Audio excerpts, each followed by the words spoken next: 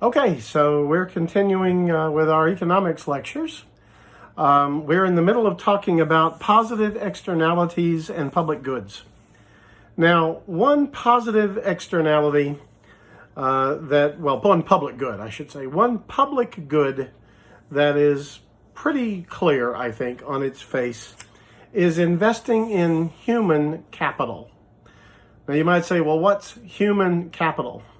Well, you remember that capital is the equipment that the manufacturing process needs or the business needs to carry on its business. That's what economists mean by capital. They don't mean money, which you might in everyday speech hear capital mean. They mean the equipment that is necessary to make the enterprise function. But what about human capital? What's that? Well, those would be the people who make the system work. I just realized the fan is slowly turning above as it winds down. Hope that's not too distracting. But in any event, we're talking about the people who work for firms. Investing in human capital is one of the best ways that money can be spent publicly. Now, this is the justification for the public school system.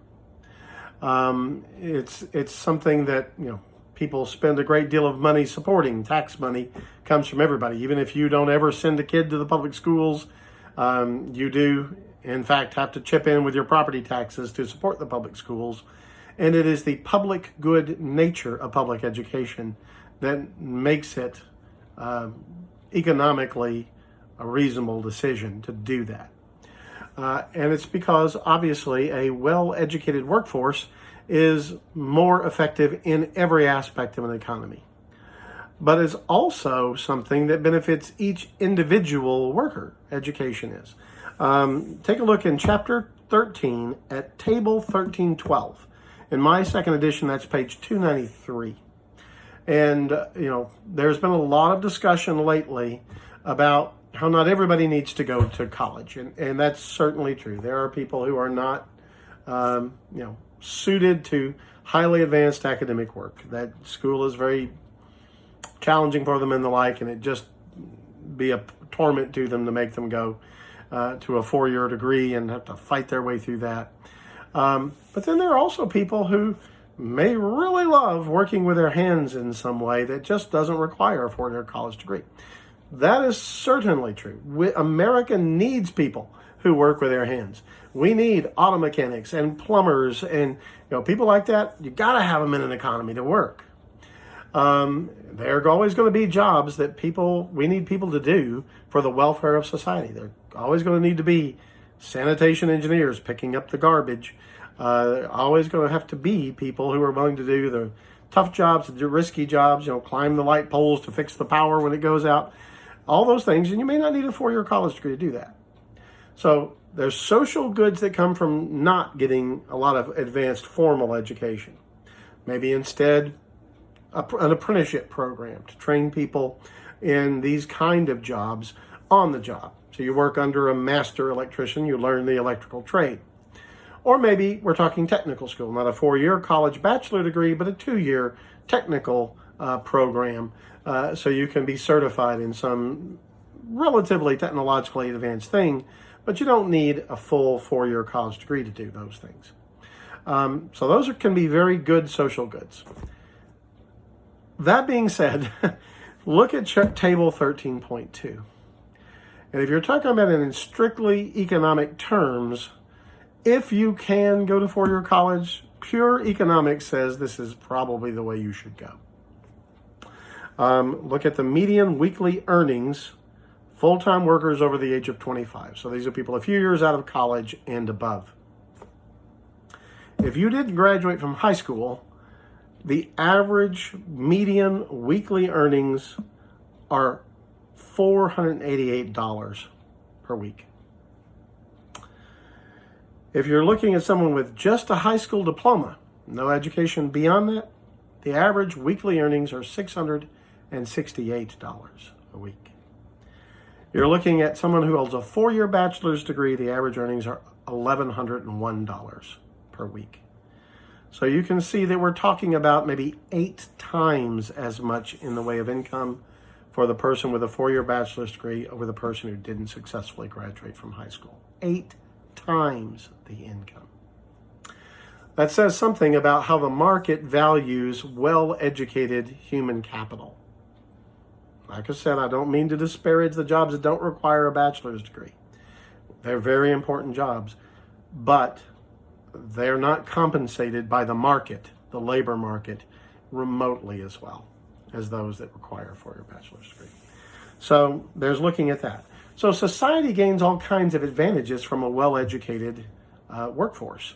Economically, a well-educated citizenry. I mean, if you're in a democracy, you need citizens who understand how government works, who know something about economics. To me, that's really the most important thing out of this class. I'll be honest, I'm here to teach you to be good citizens first and foremost. When you hear politicians talking about economic policy, I want you to know what the heck they're talking about and be able to make an informed decision as a voter. To be able to write your congressperson, your senator, the president, as someone who knows a little something about the economic issues involved. Okay. So public education, or at least education generally, is certainly a public externality of value. They give other examples, and they talk about technologies that can have these spillover effects, medical technologies. They specifically talk about vaccinations, the public benefit of widespread vaccination. Economists are pretty clear on where that comes down. It's certainly massively beneficial for society as a whole, and you can look in section 13.1 at the graphs regarding that. But 13.2 is well worth spending time on. How government can encourage innovation. How government can encourage innovation. So we talked about the private sector. One of the problems with innovation in the private sector is you might invest a lot of money in research and development, and you only get a portion of the money back. It happens all the time that companies spend millions developing something, and it just never pays back the expense. If that happens to you several times, you're probably going to start getting gun shy, right, about this kind of innovative research and development.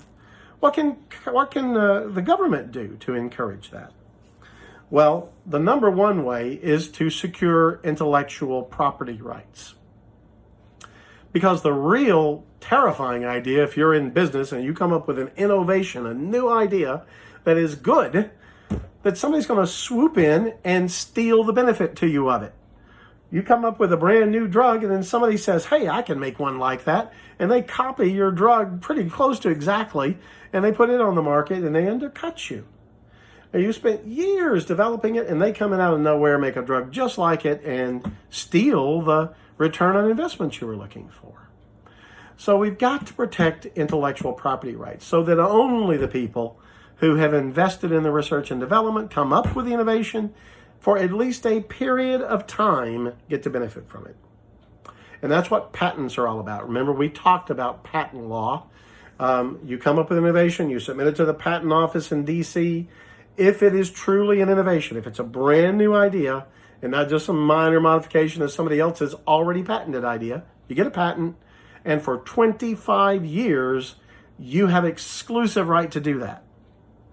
And the federal government lets you sue somebody's socks off if they come in and take your idea and try to profit from it.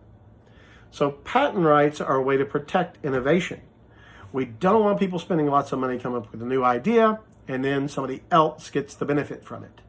They've got to at least pay you properly. You have to they negotiate with you what selling your patent rights would be to the company before they can make the thing. You can license people to make multiple firms, maybe to make things with your idea in them. But you get paid. You get your money back. You get to make a profit from your innovation. So that's one way, clearly, that the government can encourage innovation. But it does point out on the bottom of page 295 some of the problems. Even when you get a patent, a lot of times, as I say, you don't get a lot of the value that ultimately the idea is worth. And we talked about why. You just can't afford to make it yourself. You got to sell it to somebody else, and they're going to obviously not give you the full value they expect to get out of it. They're in business to make money, after all. So 1/3 to 1/2 of an inventor's the ultimate value of his product ever goes in his own pocket. In fast-moving technologies, the patent process is probably just too slow. I mean, let's face it. You get some of these high-tech things. It takes you 2 years to come up with the idea. Then it takes your patent lawyers and engineers 8 months to work out, exactly how to file the patent.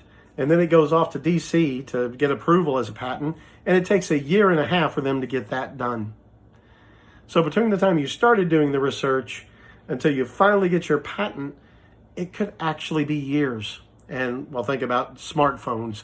A 3-year-old idea on a smartphone may be way too old to actually make a lot of money on.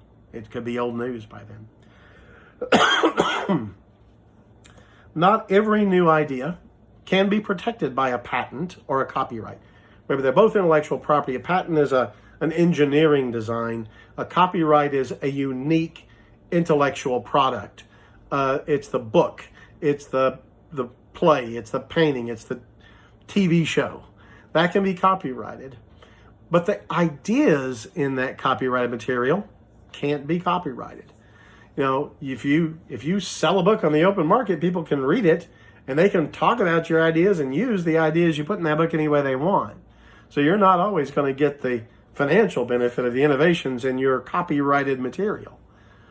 The same is true for ideas like, I've got a great idea to organize a factory more efficiently and make more money. That's a great innovation. It really will help. But you can't really get all the value out of that idea because all you can really do is make a book or a video or something, sell it, and hope people use it. But it's just no way you're going to get the full value the economy is going to get out of your brand new idea. You can't patent that kind of idea. Finally, patents sometimes cover too much or are granted too easily. And it talks about in the 1970s, Xerox Corporation patented the photocopier, and then as they improved photocopiers over the years, they patented each step. And so they wound up with way over 1,700 patents on photocopiers. What does that mean? It meant nobody else on earth could make a photocopier. They had patented everything related to photocopiers there was, and they had a monopoly on photocopy technology. Now, is that good for the world? Is that good for America? Is that a social good to have one company for 25 years, everything relating to photocopiers, only they can do? Arguably no. Okay. Okay, looks like we got another couple of minutes for... So the two things that you could put in as policy to encourage innovation if you're the government. One is direct government spending on research and development. Look at the table on the bottom of page 296. That is table 13.3. And what you'll see there is the federal government is actually the source of 32% of the spending in the United States on research and development. 1/3 of money spent on research and development doesn't come from private industry, it comes from the federal government. Now, I will say the lion's share of that goes to the defense industry. We do subsidize a lot for aerospace and missile design and things like that, which are directly related to our defense. So a good chunk of that is national defense related. But also the National Science Foundation makes grants, all kinds of things for more basic research and innovation. Industry, though, is still by far the biggest chunk. 60.2% of money spent on research and development comes from companies, corporations, essentially. Private industry still is nearly 2/3, at least the best chunk of 2/3 of money spent on research and development. Universities and colleges do a lot of research on campus, but it's only 3% of the money spent. So those labs, those magnificent labs, I love universities, you know that. They do a lot of great research, but it's a drop in the bucket, really, of the research done nationally. The vast majority is done with corporation money and federal government money. Nonprofits like the American Cancer Society, you give money to the American Cancer Society, they'll spend money on research, very good. But again, it is 3.6%, all right? Non-federal government, that would be state governments, less than 1%. So all that 414 billion spent. The vast majority comes from private industry and the federal government. The other way you can encourage innovation is tax breaks. Companies can get a tax break if they're working on research and development. You spend $100,000 on research and development this year, we'll let you write it off on your taxes. So that would be a way of saying, okay, you're not going to bear the full burden, company, on all this research and development. You can take some of it out of your tax payments this year. And a decent amount of that's done. Okay, I think we'll stop there. We'll continue in the next lecture with some public good discussion.